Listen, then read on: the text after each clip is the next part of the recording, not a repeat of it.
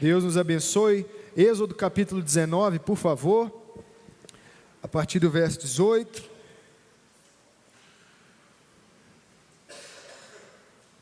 Depois nós vamos ler o capítulo 20, verso 1.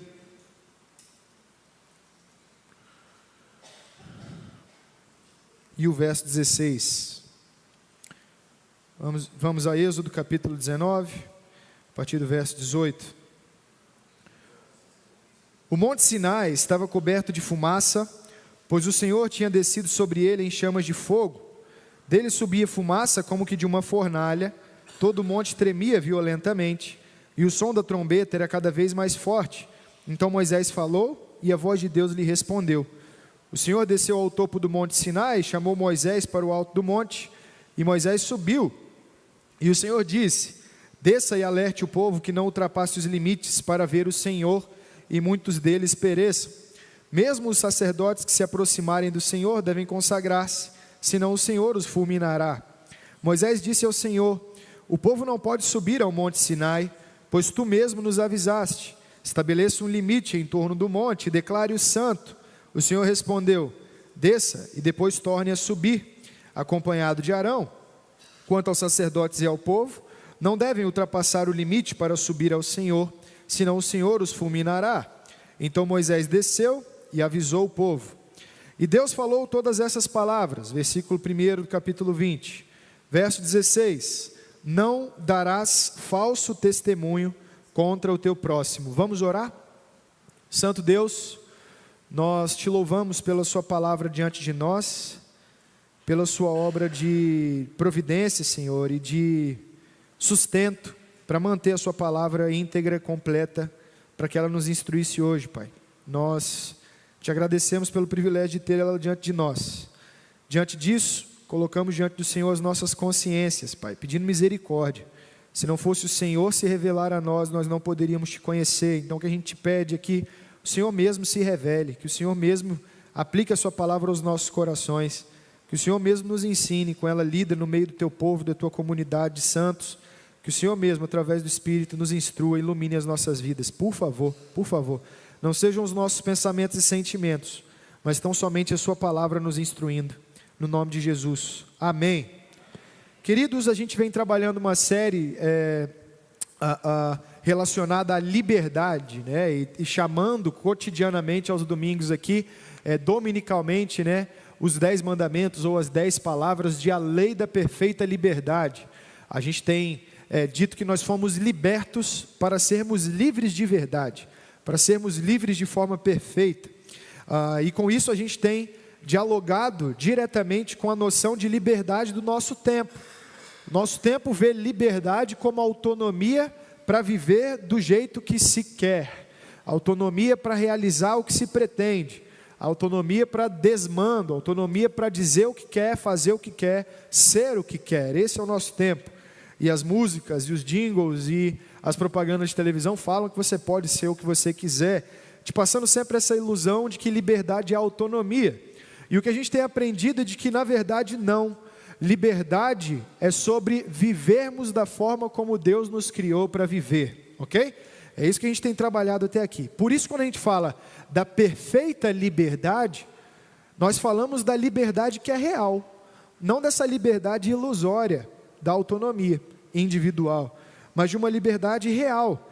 Liberdade essa que é anunciada no contexto aqui do capítulo 19 e 20 do Êxodo, porque o Senhor chama o povo de Deus ao monte, e a gente leu essa passagem do capítulo 19 a título de contexto, para a gente entender o que Moisés estava fazendo lá com o povo.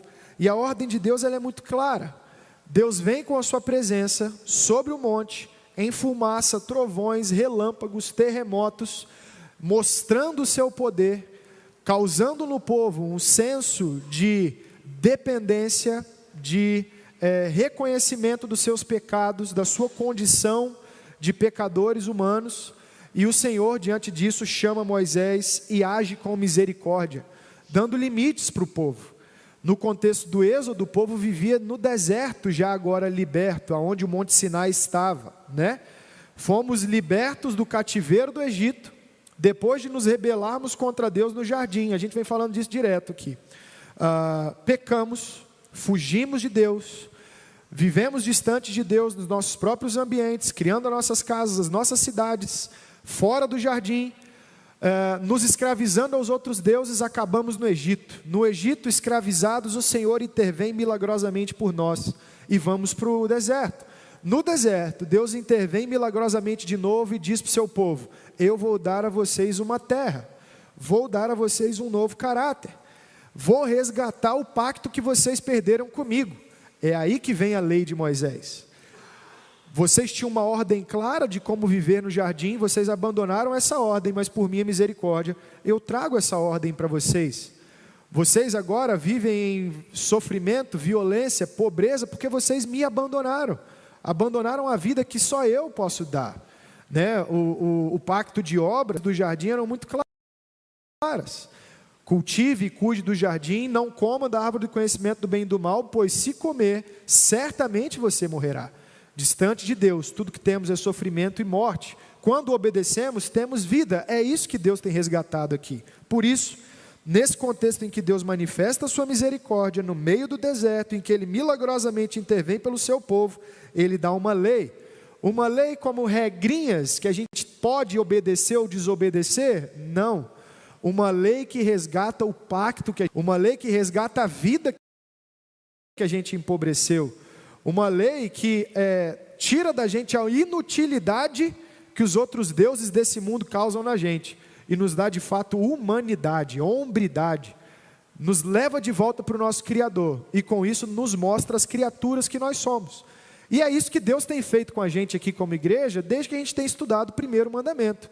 Deus, através dessa lei, nesse contexto histórico específico, Ele está expressando princípios universais.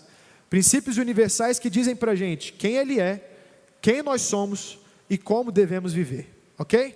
Então, as leis elas surgem nesse contexto de libertação, em que Deus quer quer não somente nos libertar, mas a quem Ele é e quem nós somos, nos dá integridade de novo, nos dá nova vida. Nós vimos que a primeira tábua, então, nos ensinou sobre quem Deus é, e sobre como nós temos que nos relacionar com esse Deus que resolveu misericordiosamente se revelar a gente de novo, através da lei. E a segunda tábua, ela se relaciona a como esse conhecimento de Deus, ele precisa instruir a nossa vida presente, o nosso relacionamento com os outros, a nossa vida no mundo. Então a gente tem aprendido muito. Deus quis que a gente vivesse como famílias. Então o primeiro mandamento da segunda tábua é: honrai o seu pai e a sua mãe, como a gente já trabalhou aqui, versículo 12. Honrando pai e mãe, nós temos uma estrutura estabelecida. Olha, eu tenho um pacto na união de homem e mulher, e juntos vocês vão viver o relacionamento comigo e com os outros, e com o mundo. No não matarás, se vocês estão em um pacto, se vocês estão unidos, agora, como sociedade comigo, preservem o valor máximo que só eu posso, o valor último, que só eu concedo a vocês: vida, sopro de vida, para tornar vocês seres viventes. Se vocês são, por outro lado, e estão nesse relacionamento comigo, agora vocês voltam pela minha misericórdia, se vocês estão numa nova vida em sociedade, em que eu mostrei de novo para vocês o meu pacto, e por isso vocês preservam a vida, preservem também a intimidade dos relacionamentos de vocês. Quando a gente trabalhou aqui o não adulterarás. E também preservem a forma como vocês se relacionam com tudo que eu dou para vocês, porque através dessas coisas eu vou preparar vocês para o caráter de Cristo. E aí nós trabalhamos o não furtarás. E agora, quando a gente chega no não darás falso testemunho contra o teu próximo, a gente segue nessa sequência desse povo que Deus instituiu e para o qual Ele resgatou o pacto. Agora Ele está dizendo: a forma como vocês se relacionam com os semelhantes é importante. A forma como vocês se comunicam com os outros é fundamental, porque eu me comuniquei a vocês. E é isso que a gente vai tentar entender aqui hoje. Como dentro desse plano de desenvolver na gente o caráter de Cristo, o não dizer falso testemunho contra o teu próximo é importante. Para que a gente consiga fazer isso, a gente precisa entender o que essa ideia de testemunho ela significa dentro do contexto do pensamento de quem escreveu esse texto e do público para quem esse texto foi escrito, né? como que o judeu, vivendo agora e sendo preparado para a terra prometida, no contexto de libertação e vida no deserto, ele via a lei de Deus e a ideia de testemunho. É isso que a gente precisa se perguntar para entender o que significa testemunho ali, né? E para a gente conseguir entender isso, eu queria que os irmãos abrissem o texto de Levítico, capítulo 19, versículos 15 e 16.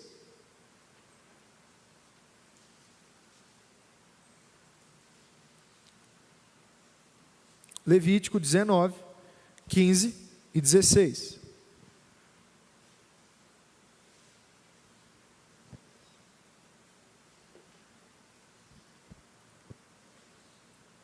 Não cometam injustiça num julgamento, não favoreçam os pobres, nem procurem agradar os grandes, mas julguem o seu próximo com justiça. Não espalhem calúnias entre o seu povo, não se levantem contra a vida do seu próximo. Eu sou o Senhor. A ideia de testemunho tem a ver com a ideia de justiça. Isso que a gente precisa entender antes de tudo. Testemunho tem a ver com o ato de ser testemunha em um processo judicial, ok? Em um processo jurídico, em que alguém é julgado, ok? Qual é o papel da testemunha em um caso jurídico, para os advogados de plantão aí? A testemunha, ela relata o que ela viu. Para quê? Para que o julgador, que não estava lá no momento em que o fato aconteceu, ele possa descobrir a verdade dos fatos. É assim que o juridiquês diz, né? A testemunha, ela é um elemento de quem viu, dizendo para o julgador o que de fato aconteceu. Qual é o julgamento justo? O julgamento em que o juiz consegue se aproximar o máximo possível do fato que aconteceu. Qual é o julgamento injusto? O que o juiz não consegue chegar direito naquilo que aconteceu, não consegue descobrir a verdade real, e ainda assim ele toma uma decisão que atinge as partes envolvidas. Então, testemunho tem a ver com o processo judicial, e processo judicial tem a ver com tentar entender o que aconteceu de verdade. Logo, testemunho tem uma ligação direta com a ideia de verdade. Olha o que esse versículo 15 está dizendo. Não cometam injustiça num julgamento, ou seja, não mitam a respeito de um fato que vocês viram. Não favoreçam os pobres, ou seja, não mudem a história para favorecer o lado que você pensa que é desfavorecido, e nem procurem agradar os grandes. Ou seja, não busquem também mentir para que os ricos eles prevaleçam. Mas julguem o seu próximo com justiça, ou seja, tenham um critério para dizer o que de fato aconteceu. Que critério é esse? A verdade que explica um fato que realmente aconteceu. Testemunho tem a ver com quem vê e consegue narrar algo que aconteceu. A nossa fé ela é muito baseada nos testemunhos, naquilo que foi visto. Nós temos a fé dos apóstolos. Temos a fé daqueles que viram, relataram de forma oral e escrita. Então, testemunho na nossa tradição é essencial, e aqui está uma das bases disso. Por quê? Testemunho tem a ver com verdade. Vamos melhorar isso aqui, citando o texto agora de Deuteronômio, capítulo 19, versículos 15 a 21.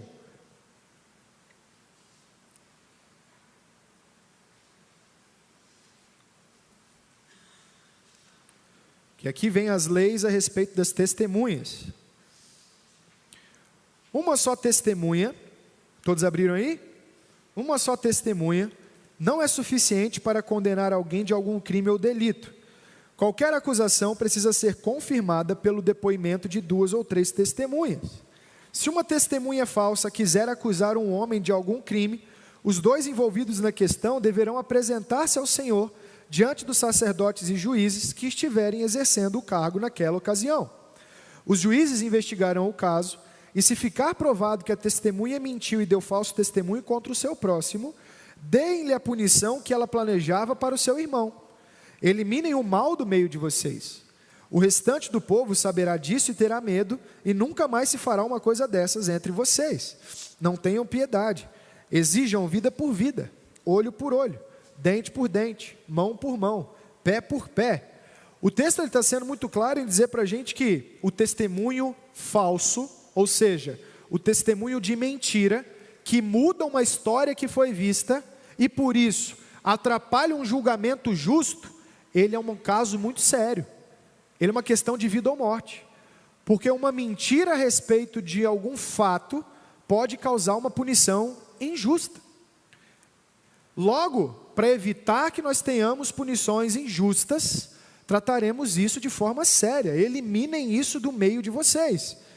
A testemunha, ela deve seguir um procedimento adequado, ela deve narrar aquilo que viu de forma fidedigna, verdadeira, sem acrescentar, sem tirar, sem tornar aquilo que ela conta, aquilo que ela narra, falso. Então, o que o texto está dizendo é que a testemunha, ela tem a função sempre de dar uma versão verdadeira a partir daquilo que ela viu. Caso contrário, o povo, ele será prejudicado porque não terá a segurança de que a justiça será uma justiça justa. Uma justiça que de fato é aplicada a partir de uma verdade que aconteceu. Então a lei, ela vem para garantir ao povo o seguinte: nos casos que forem para a justiça, os testemunhos devem ser verdadeiros, para que os julgamentos sejam justos. Isso aqui é a base do nosso sistema judicial, tá? É a base do que a gente vê no direito e por aí afora. Para a gente fechar essa exposição do significado lá daquele contexto, abram comigo Provérbios 14, 24, por favor. 24, 25.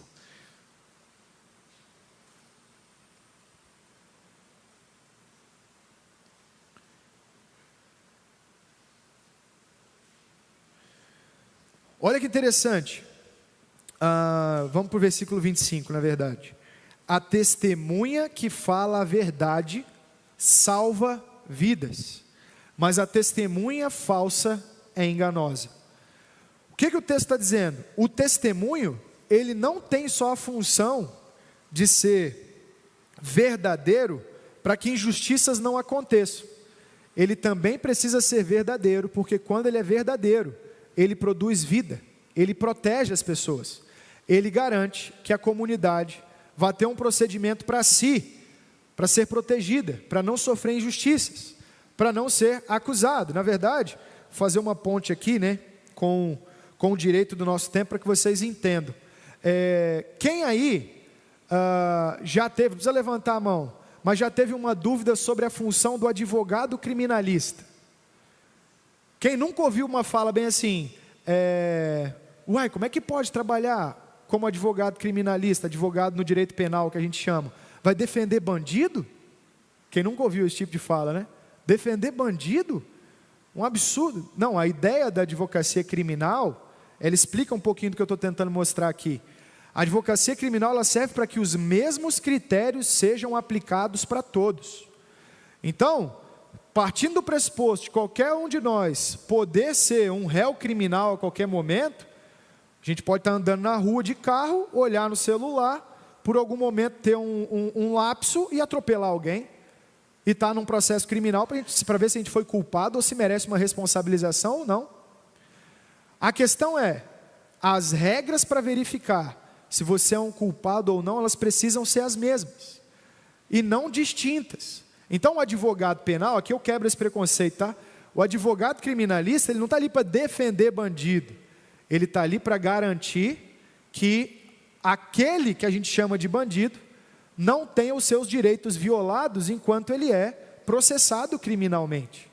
Na prática é dizer o seguinte: todos nós achamos estranha a advocacia criminalista, o pessoal brinca nas faculdades de direito, né? Até precisarmos de um.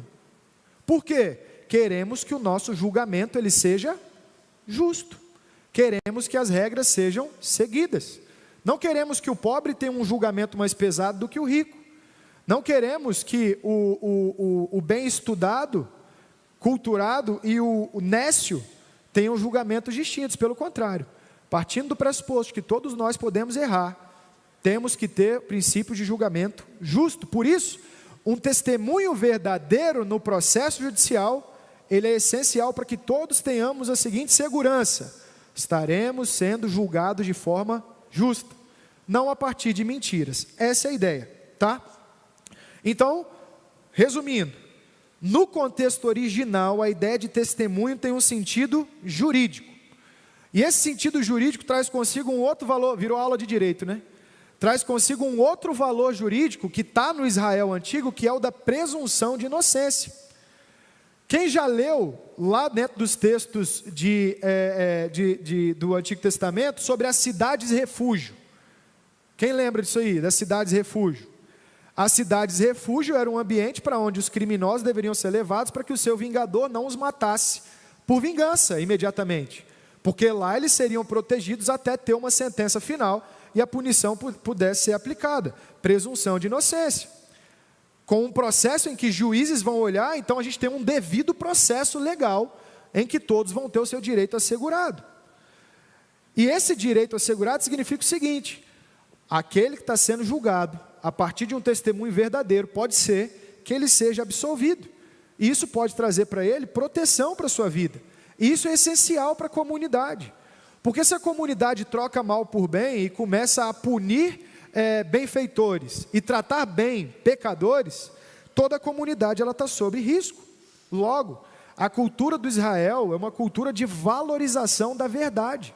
A verdade é importante para todos nós. Por quê? Todos nós precisamos dela. Ela é a base da nossa segurança. E isso é muito interessante, porque estamos falando de um povo que por si é um povo criminoso. É um povo que tentou usurpar de Deus e sabe disso, aquilo que só pertencia a Deus. A gente falou disso aqui quando a gente falou do não furtarás, né? Que é também uma categoria jurídica.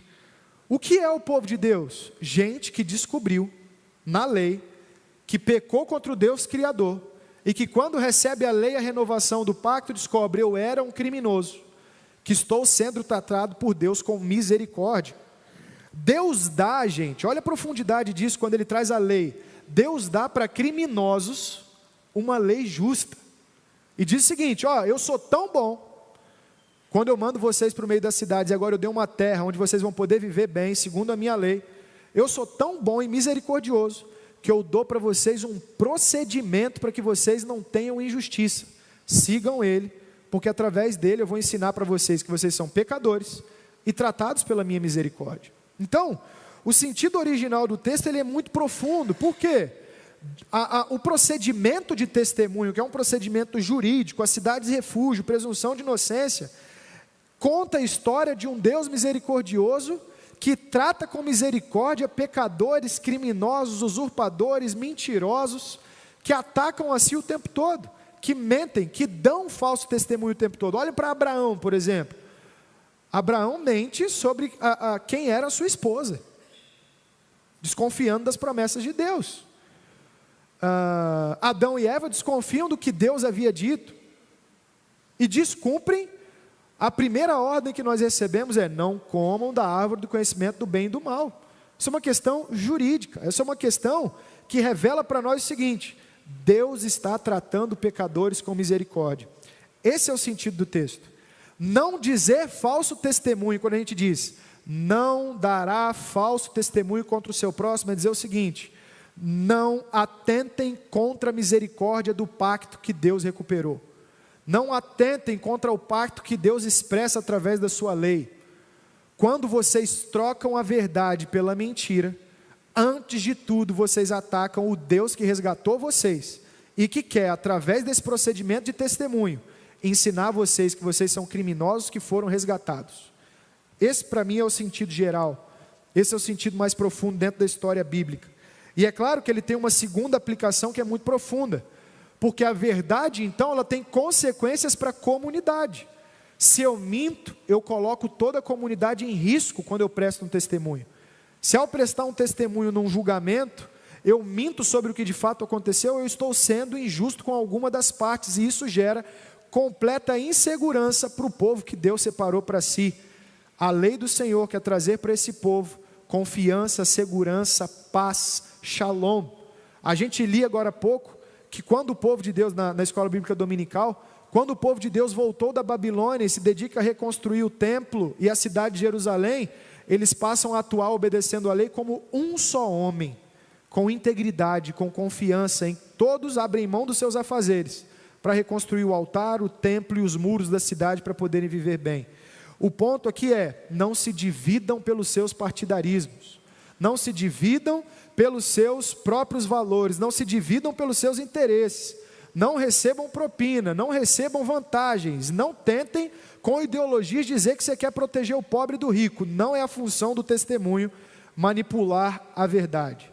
O testemunho serve para que a verdade seja protegida e a gente consiga caminhar bem. Então, gente, o sentido original, quando a gente olha para o texto, não darás falso testemunho, não troque a verdade pela mentira, negligenciando a misericórdia de Deus, ao resgatar criminosos e tratar esses criminosos agora como seu povo.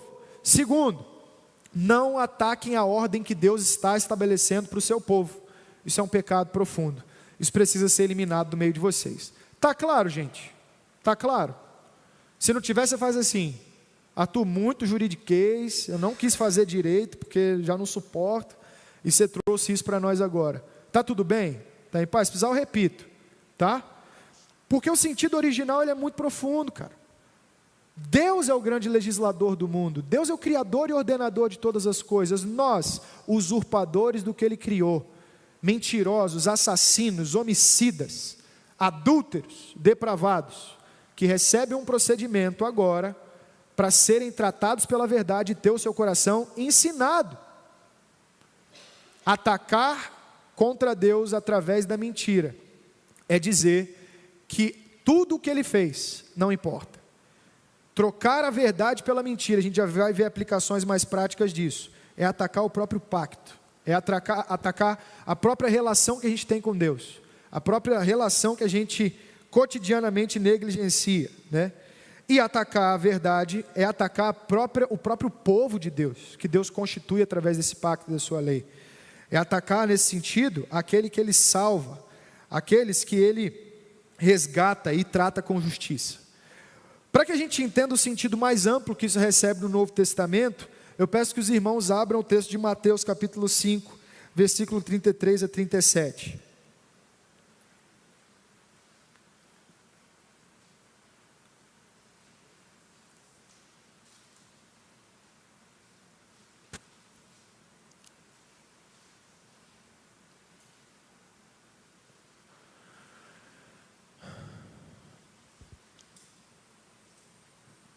Estamos no contexto do Sermão do Monte, em que Jesus reafirma e diz: eu vim cumprir a lei. E a lei ela ganha efeitos ainda mais profundos, né? Outro dia, depois que a gente pregou aqui sobre adultério, estava conversando com um irmão, aí ele brincou: rapaz, mas Jesus tornou isso aí difícil, né? Antes era mais fácil, né? Era só você não trair, está tudo bem. Mas depois de Jesus, Ele deixou a missão impossível. Eu falei: não é impossível não, seu pecador miserável. Mas é interessante a fala dele, que mostra o seguinte: Jesus está trazendo a lei, aplicando a lei e dizendo: ela é muito mais profunda do que vocês pensaram que ela era. Olhem a partir do versículo 33, quando ele fala sobre os juramentos. Vocês também ouviram o que foi dito aos seus antepassados: não jure falsamente, mas cumpra os juramentos que você fez diante do Senhor. Mas eu lhes digo: não jurem de forma alguma, nem pelo céu, porque é o trono de Deus, nem pela terra, porque é o estrado dos seus pés, nem por Jerusalém, porque é a cidade do grande rei. E não jure pela sua cabeça, pois você não pode tornar branco ou preto nem um fio de cabelo. Seja o seu sim, sim, o seu não, não. O que passar disso vem do maligno. Jesus expressa de forma clara que não jure por nada, porque nada te pertence. Não jure por nada, porque o critério da verdade pertence a Deus. Não faça juramentos, porque nada está sob o seu controle. Para que você viva bem, se limite a fazer o seguinte: viva de forma íntegra. Aqui, o não darás falso testemunho contra o seu próximo, no sentido original, ganha uma amplitude muito maior. Seja íntegro, seja o seu sim, sim, o seu não, não. Não invente moda, não acrescente nada e não tire nada. Viva segundo o que você recebeu e não minta, porque de forma alguma pelo céu, porque ele pertence tão somente a Deus. De forma alguma com nada que tem diante de você no tempo, porque a estrada é o estrado dos pés de Deus. Nem por Jerusalém, porque não pertence a você, é do grande rei. E nem mesmo pela sua cabeça, pois nem um fio você pode mudar ele de branco para preto, ele também não pertence a você. A questão aqui é, nossas palavras e os juramentos que fazemos, a forma como nos portamos, deve ser exercida com temor e integridade. A forma como vivemos deve proceder da verdade. Que verdade? Somos pecadores que o tempo todo tentam trocar a verdade por mentira, e por isso buscam através da lei do Senhor, que é o que Jesus está afirmando aqui, desenvolver um caráter novo. Agora, temos nós domínio sobre todas as coisas para poder jurar, prometer e dizer que o que vai acontecer amanhã a gente já sabe? Não. Então a questão é, cuidado com a forma como vocês se comunicam, cuidado com o que vocês juram, cuidado com esse controle que vocês dizem ter das suas próprias coisas, porque vocês não têm domínio sobre nada disso. E eu acho que o apóstolo Paulo ajuda a gente a entender o tema, porque em Gálatas capítulo 5, peço que os irmãos abram, ele vai detalhar isso para nós, a partir do versículo 15. Gálatas 5, a partir do 15.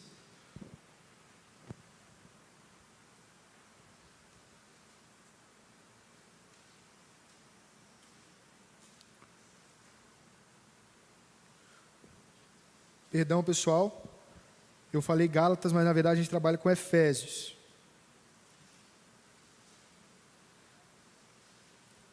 Perdão, Efésios 5, a partir do 15.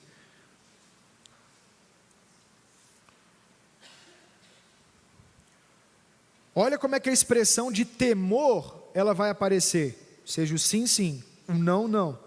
Tenham cuidado com a maneira como vocês vivem, que não sejam como insensatos, mas como sábios, aproveitando o máximo de cada oportunidade, porque os dias são maus.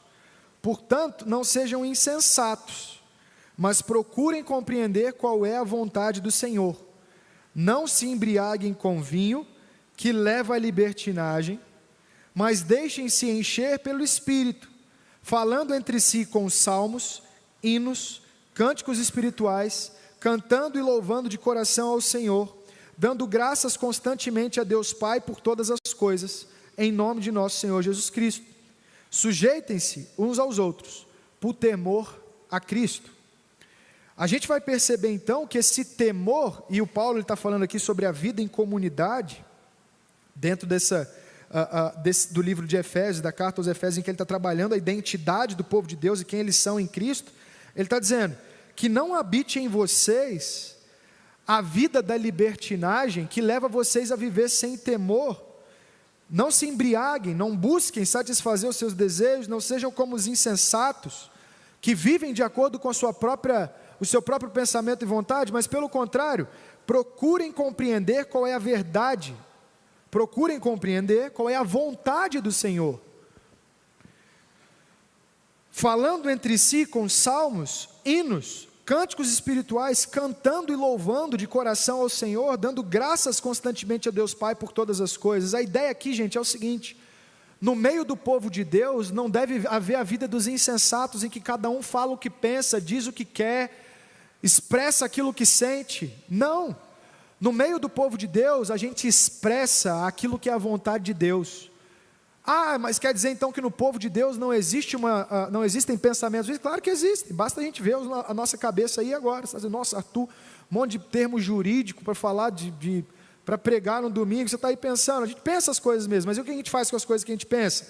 A gente submete elas à vontade do Senhor, e a gente troca a nossa forma de fala entre nós por uma expressão de comunidade, uma expressão que agrega e não separa, uma expressão que nutre, sustenta, dá vida saudável, que é a afirmação da palavra de Deus. Por isso, salmos, hinos, cânticos espirituais, cantando e louvando ao Senhor. dando graças constantemente por todas as coisas. Percebam que a ideia do testemunho, que aparece naquele sentido original que a gente já explicou, ela ganha agora uma expressão muito maior, que é a seguinte: o testemunho, ele tem a ver com a sua expressão de vida, e com a forma como você se porta em comunidade em todos os seus relacionamentos, ou seja, unam as duas coisas, a forma como você se porta em todos os seus relacionamentos, precisa ser submetido ao pacto que Deus resgatou através da sua lei.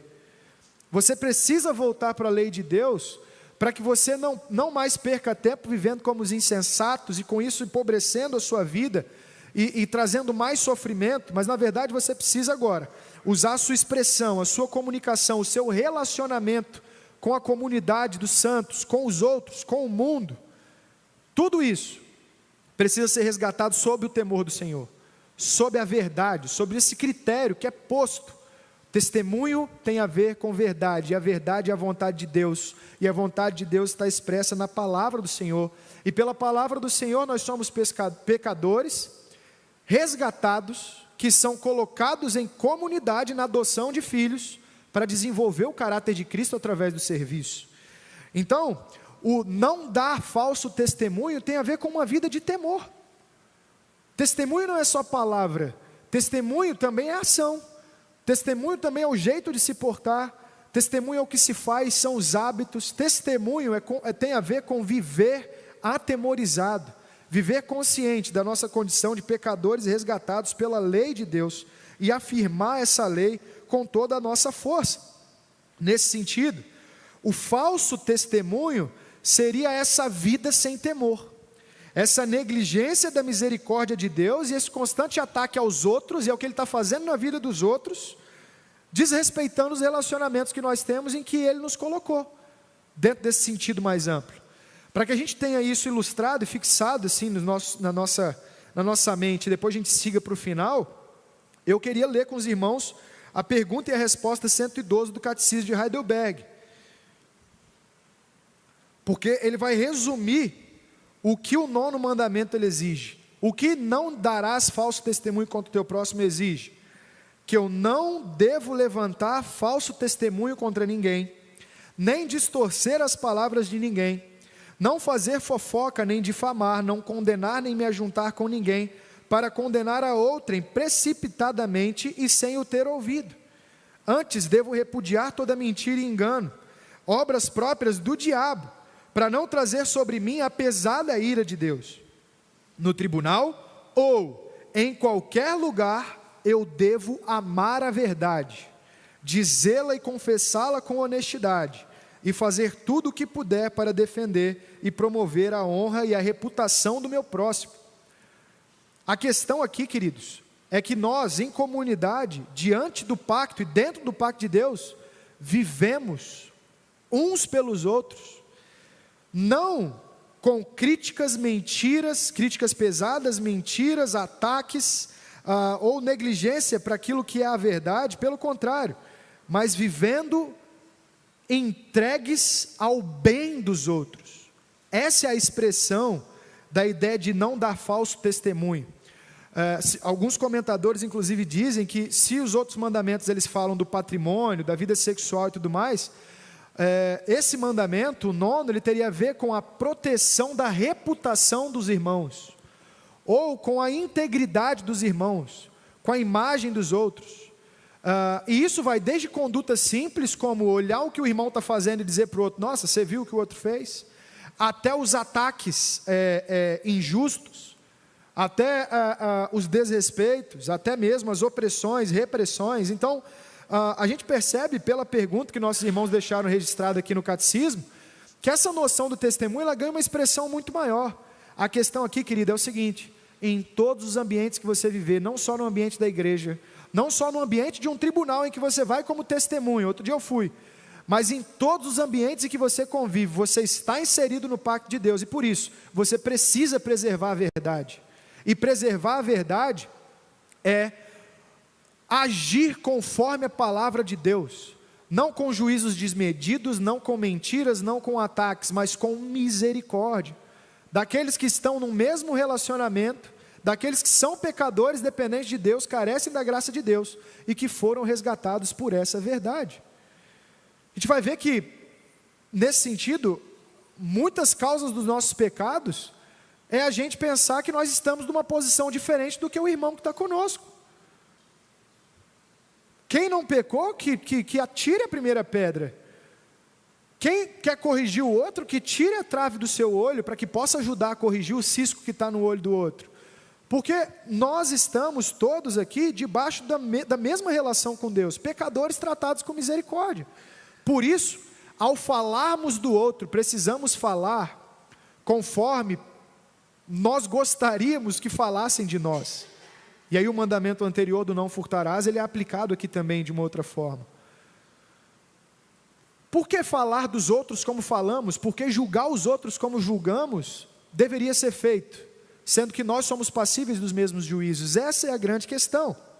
E para a gente fechar essa parte e ir para as nossas considerações, eu queria ler também o resumo que nossos irmãos do Catecismo de Westminster fizeram para nós, a respeito desse mesmo mandamento.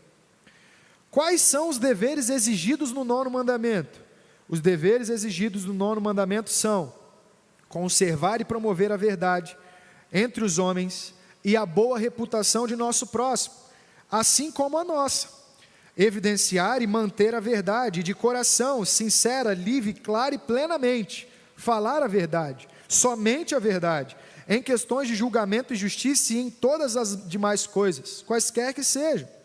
Considerar caridosamente os nossos semelhantes, amar, desejar e ter regozijo pela sua boa reputação, entristecer-nos pelas suas fraquezas e encobri-las. A gente pensa às vezes que falar a verdade autoriza a gente a julgar os outros e maltratar os outros, já repararam? O que o texto está dizendo é o contrário.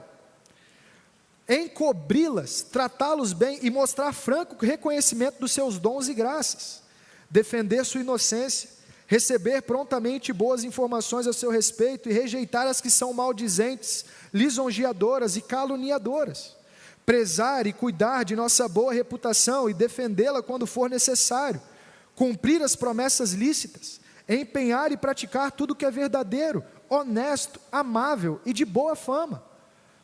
A expressão aqui, gente, é que nós somos responsáveis para proclamar o seguinte: a verdade é que todos nós somos pecadores tratados pela misericórdia do nosso Senhor, e a verdade precisa ser preservada assim. A minha?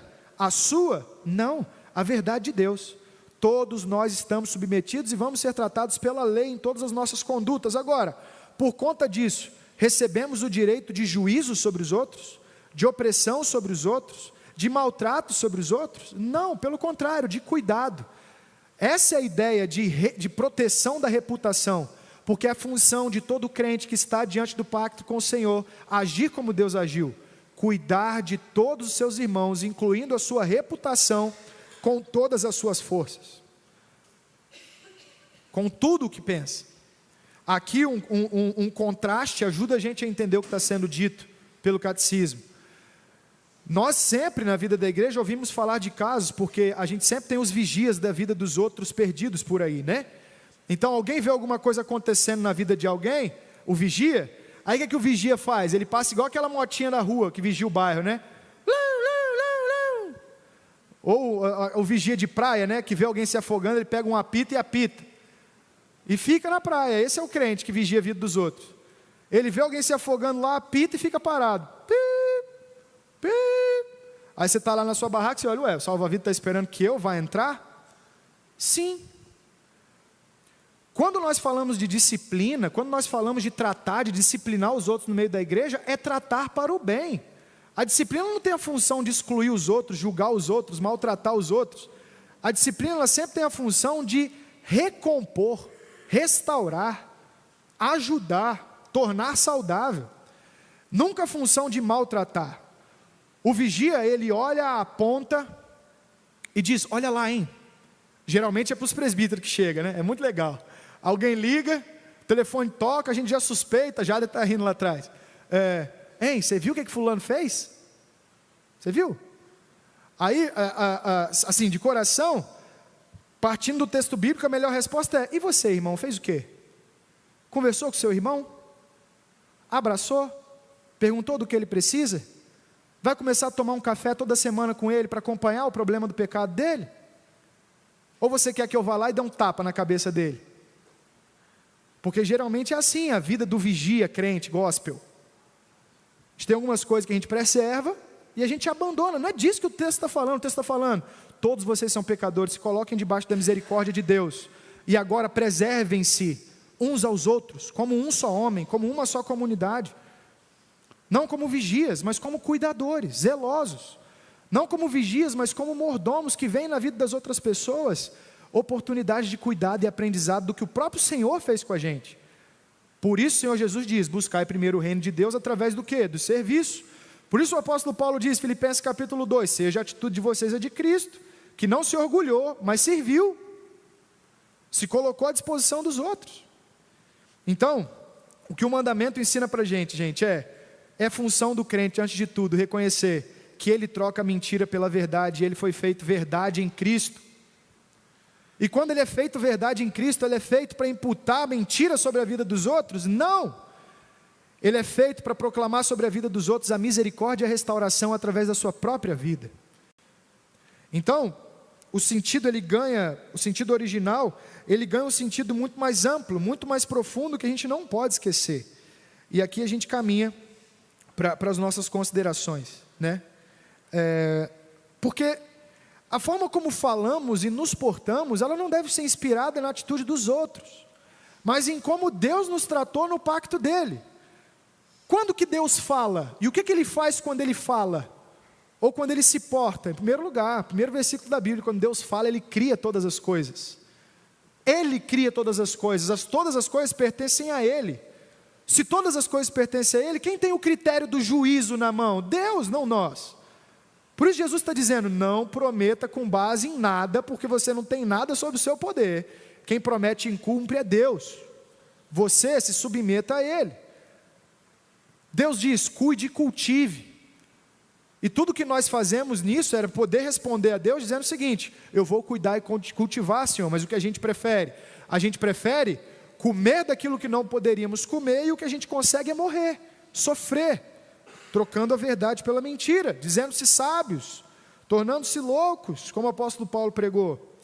Só que o Senhor, e louvado seja Ele por isso, Ele fala de outras formas, quando Ele, depois da queda, Ele promete: virá o descendente de mulher que pisará a cabeça da serpente. Então a fala do Senhor, depois da fala da criação, é uma fala de promessa. E em segundo lugar, a fala dele é uma fala de comando. A promessa é: virá o Salvador que resgatará vocês, e enquanto isso, vivam segundo a minha lei, me obedeçam. Então, quais as respostas que a gente deve ter, antes de tudo, para que a gente possa se dedicar ao cuidado do outro e da sua reputação, e com isso, para que a gente viva bem como povo de Deus, e de forma justa, de acordo com a verdade? A gente deve entender que depois que caímos, e uma vez que somos todos pecadores, atenção que eu estou fazendo as aplicações agora, gente, por favor, estamos caminhando para o final. Se Deus prometeu, a resposta que nós devemos dar é uma resposta de confiança. E se Deus comandou, se Ele ordenou, a nossa segunda resposta deve ser uma resposta de obediência. E aí eu começo pelo contraste dessas duas coisas com o seu oposto. Geralmente, como são as palavras humanas em resposta ao que Deus fez por nós, prometendo e comandando, prometendo e ordenando, dizendo que Ele nos salvaria e nos dando a sua lei para a gente viver bem enquanto isso? Geralmente as nossas respostas são de desconfiança e não de confiança. E isso gera para a gente desorientação, julgamento de nós mesmos e julgamento do outro. O que a gente precisa entender aqui, dentro disso, é: Jesus, Ele vai ajustar a nossa resposta. No tribunal de Deus, percebam, a gente estava falando de testemunho, Jesus, Ele é o nosso testemunho, Ele é a nossa testemunha. Jesus, Ele é o mediador, segundo o texto bíblico, o santo mediador que advoga por nós, assume o nosso lugar para que a gente receba, de novo, termo jurídico, um juízo de justificação, segundo pregou o apóstolo Paulo. Culpados são vistos como santos por Deus, por conta do testemunho e da advocacia de Jesus Cristo. Nós, quando vemos Jesus Cristo realizar a sua obra, nós vemos o seu testemunho diante do tribunal de Deus, quando ele narra, quando ele expressa, quando ele brada: está consumado, a conta está paga, o Senhor mantém as suas promessas e ele restaura o seu povo através da sua lei. Jesus cumpre tudo o que Deus havia prometido, e Jesus é o grande critério, Jesus é a grande base para que a gente fosse restaurado. Por isso o apóstolo Paulo vai pregar: somos herdeiros com Cristo dos dons de Deus, porque Jesus, no seu testemunho, torna o nosso testemunho bom. Nesse sentido, gente, quando Jesus ele faz isso com a gente, ele nos dá tudo que nós precisamos, em primeiro lugar, para confiar e não desconfiar.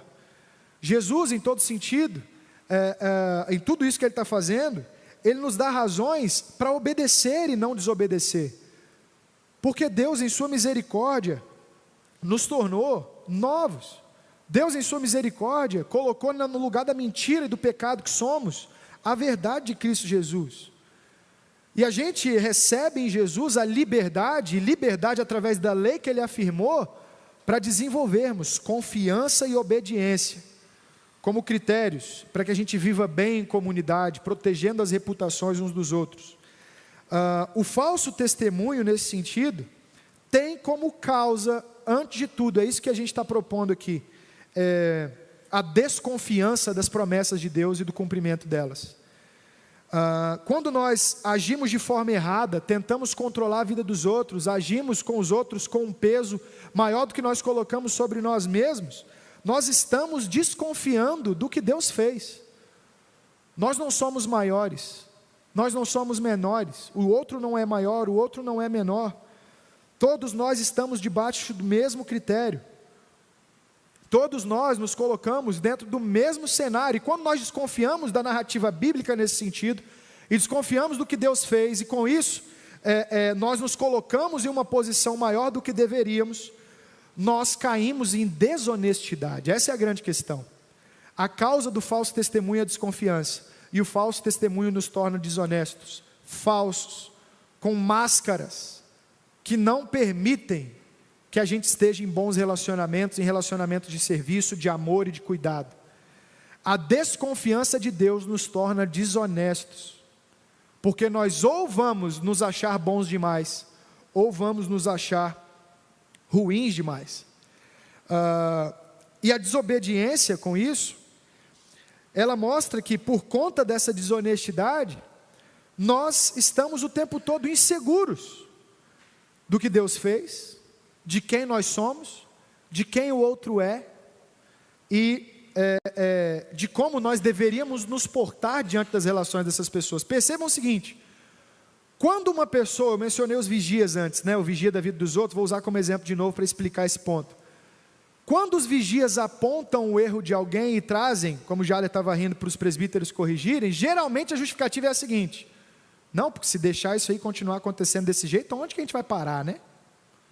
É sempre a justificativa, uma insegurança que vem do fato de que a gente não obedece ao que Deus mandou a gente obedecer. Como a gente quer controlar a vida dos outros, e a gente não consegue em muitos casos, a gente vive inseguro, e a gente resolve então controlar todas as coisas através do quê? Vigiando, atacando, medindo, criticando, falando mal, indo além da forma como a gente deveria, julgando a experiência dos outros.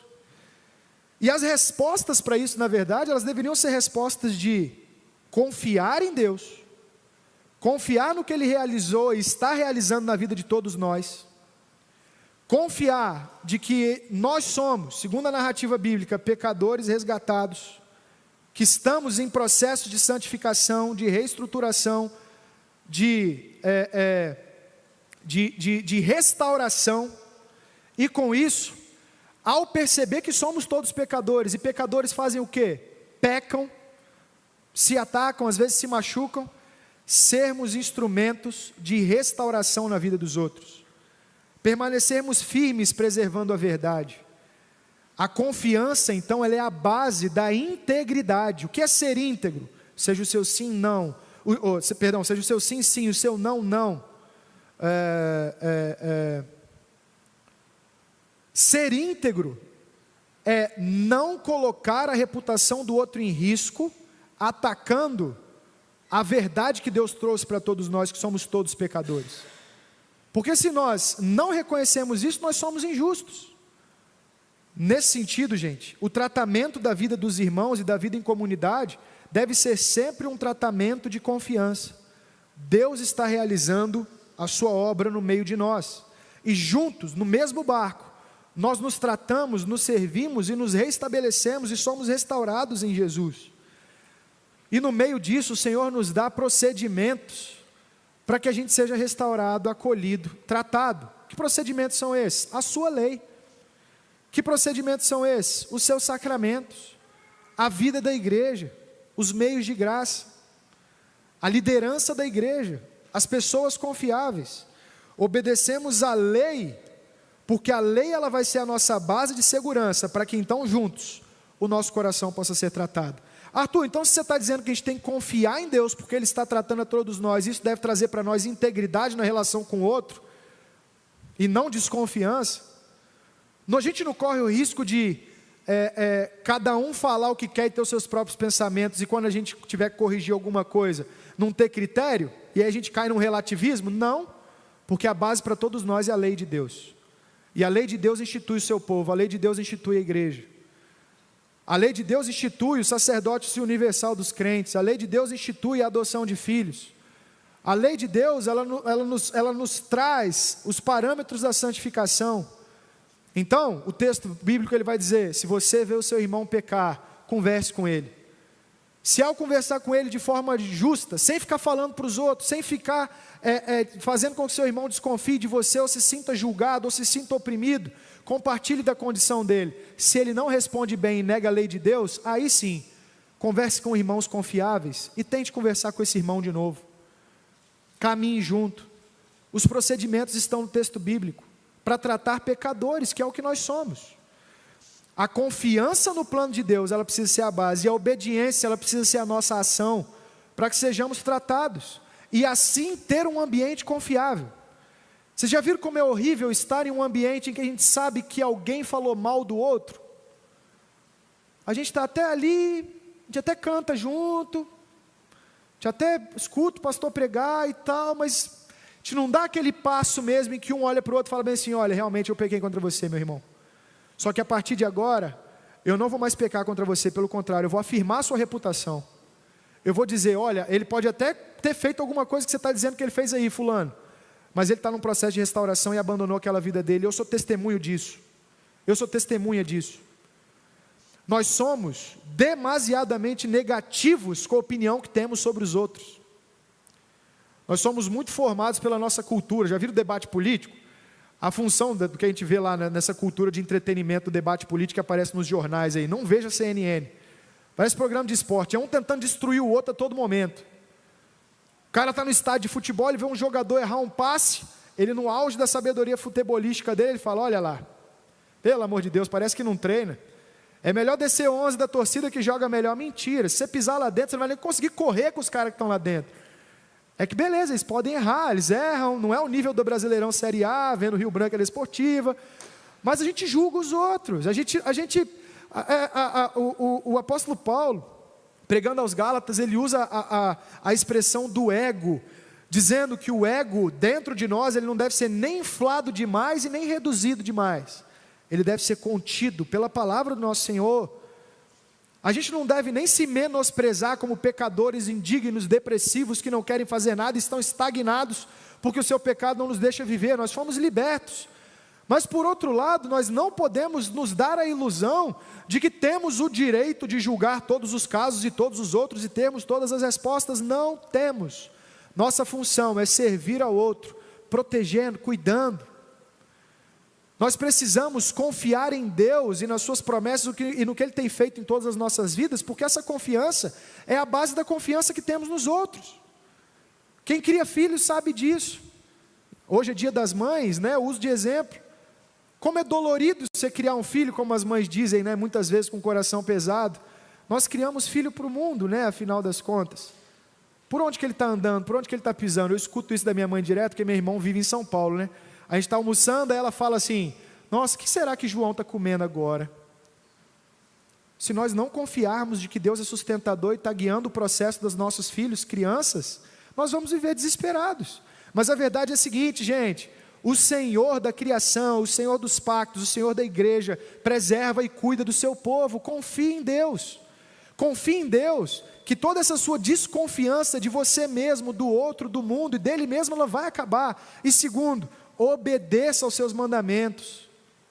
E dentro desses mandamentos sirva, ame a Deus e ame o seu próximo como a você mesmo, como o nosso Senhor Jesus. Ele mesmo nos disse, Ele mesmo resumiu a lei citando o Antigo Testamento.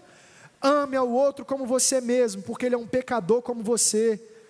Se entregue, se dedique, preserve o outro. Pare de olhar para o outro sempre com uma perspectiva negativa. Por que o que o outro está fazendo não pode ter uma intenção boa? Elogie, preserve, levante, sustente. Diga, olha, como o que você fez é bom, sem o mais, né? Porque depois do mais, o que veio atrás já não importa. Olha, aquilo que você fez foi tão bonito, mas não fale o mais, só elogie. Aí talvez você pense assim, não, mas se eu só elogiar o que o irmão fez lá na igreja, o que ele fez de errado, eu posso estar legitimando. Para de querer controlar todas as coisas, desconfiar de Deus. Ele é o Senhor da igreja, confie, e por isso confiando, confie nos outros também. Nós somos brasileiros, nós somos assim, cabreiros, desconfiados, usando máscara na rua o tempo todo de que está tudo bem, e na casa está um catupê danado. Não precisa ser assim. A vida da igreja, gente, é uma vida de máscaras caídas, em que todos cuidam das reputações uns dos outros. Em suas promessas e comandos, o Senhor nos restaura. Responda à promessa de que Deus nos salvou e que está tratando a todos nós com confiança. E confiando, obedeça, e nessa obediência, sirva os outros. Siga os mandamentos professados por Jesus e diz: eu amo ao próximo como a mim mesmo. Eu não vou falar mal dele hoje, porque amanhã pode ser eu. Eu não vou maltratar, porque eu também preciso de misericórdia. Eu não vou jogar para baixo, porque eu também preciso ser reerguido pelo cuidado dos irmãos. Eu não vou ficar só criticando, porque quando eu tenho muitas críticas, eu sou jogado para baixo. Geralmente, os mais críticos com os outros são críticos consigo mesmo. E aí a gente vê porque somos tão ansiosos, porque somos tão depressivos, porque temos desconfiança de Deus, e com isso, desconfiança dos outros. Ame a Deus, e no meio da igreja, saiba que Ele está tratando a todos nós. Tira essa carga de trás de você, e venha de cara limpa, né? Como diz a boa expressão. Queria citar um exemplo no final agora, para a gente poder terminar. Um exemplo prático que aconteceu na minha vida e que eu acho que funciona. Além da dedicação como professor universitário e nos trabalhos da igreja, eu também tenho uma vida acadêmica em curso aí, né? Vocês souberam, a gente comunicou que em fevereiro eu estava na viagem do doutorado. Lá eu conheci um professor que ele me deu um testemunho muito legal. O nome dele é René Van Woudenberg. Professor René, a gente chama ele lá em casa agora, muito querido, me recebeu lá de portas abertas na casa dele. E aí a gente já viu uma grande amostra de cuidado, uma vida de igreja simples, mas bem comunitária, né? E ele falou: Arthur, ele como orientador de alunos de doutorado, né? Atenção, gente. O doutorado, para quem faz, primeiro, não se iluda de que fazer mestrado e doutorado você vai ficar mais rico, vai aumentar o seu salário. No Brasil não vai não, tá? Então, se você tiver vocação, me fale. Se não tiver, siga trabalhando e vivendo sua vida normal. E segundo, o doutorado, ele é a tentativa de uma proposta de ideias, né? Pastor Romo está vivendo isso também no doutorado, não sei se tem mais alguém aí. Então, o doutorado é você tentar propor a sua interpretação das coisas, basicamente isso. Só que você imagina um cara de 68 anos, que já viu todas as ideias possíveis assim no ramo, vendo um monte de gente propondo ideias novas. Aí ele falando, né? Ser orientador de alunos de doutorado é uma arte. E esse é o exemplo que eu quero trazer. Porque eles trazem as enormes besteiras das ideias deles e a gente não pode desanimá-los. Cara, e esse exemplo é muito legal. E aí eu comecei a desconfiar, porque ele estava elogiando a apresentação do meu trabalho lá. Eu falei: miserável. Então não deve estar bom assim não. Mas enfim, o ponto que ele queria fazer, claro, é o seguinte: orientar alunos é uma arte, porque você precisa conseguir criticá-los, sem desmotivar o trabalho e a sequência dos estudos. E aí, as palavras, elas são sempre palavras de motivação, de sequência. de continuidade. Não de um tapa na cabeça e um maltrato, dizendo bem assim, larga de ser burro, animal, como o brasileiro gosta de falar, né? Seu cabeçudo. Craque Neto diz, seu orelhudo, para quem vê aí, gosta de esporte, né? Pé de rato, enfim, seu miserável. Não. Eu queria usar a palavra do professor René para aplicar isso para a comunidade dos santos. Viver em comunidade é uma arte. Viver juntos dentro do povo de Deus é uma arte, em que a gente percebeu que somos todos pecadores e que a gente caminha para algum lugar, e a gente precisa seguir caminhando, e que as nossas ações, elas devem ser planejadas para que a gente siga caminhando até a glória eterna. Pensem no seguinte exemplo, agora teológico. Nós somos pecadores caídos. O que o Senhor fez com a gente? Mentiu? Oprimiu? Não. Pelo testemunho de Cristo Jesus, Ele nos faz verdade apesar da nossa mentira. Esse é o ponto que deve nos motivar como igreja. Arthur, então a cultura da igreja é uma cultura que joga verdade para debaixo dos panos? De forma alguma.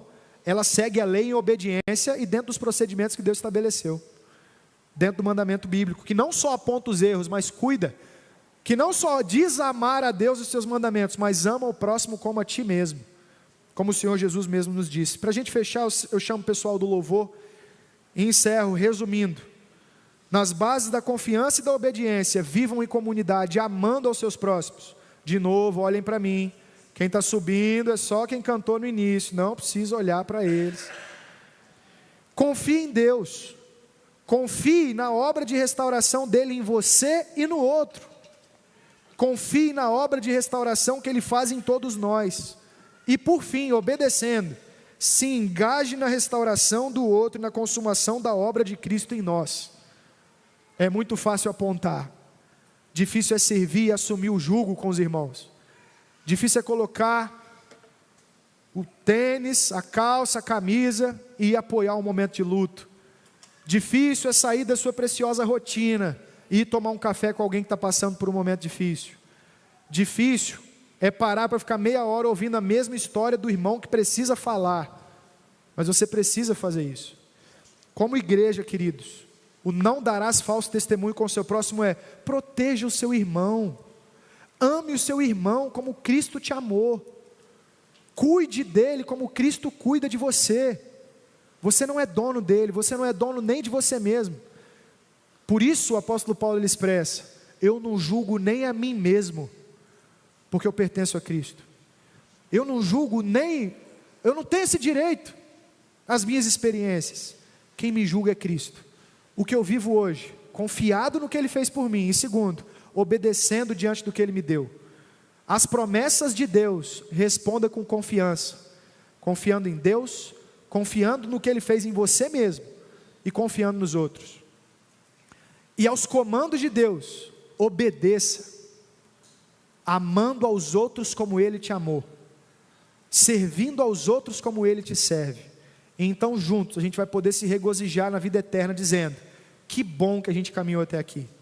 Como nós fomos restaurados, como aquilo que fizemos uns pelos outros nos ensinou sobre Jesus Cristo. É sobre isso que é a vida em comunidade. Não dê falso testemunho contra o outro, mude a imagem dele para você. Não dê falso testemunho contra você mesmo. Veja quem você é em Jesus, veja quem você é no Deus que te resgatou, e com isso vive em paz, com isso sirva, fazendo o que está diante das suas mãos. Amém?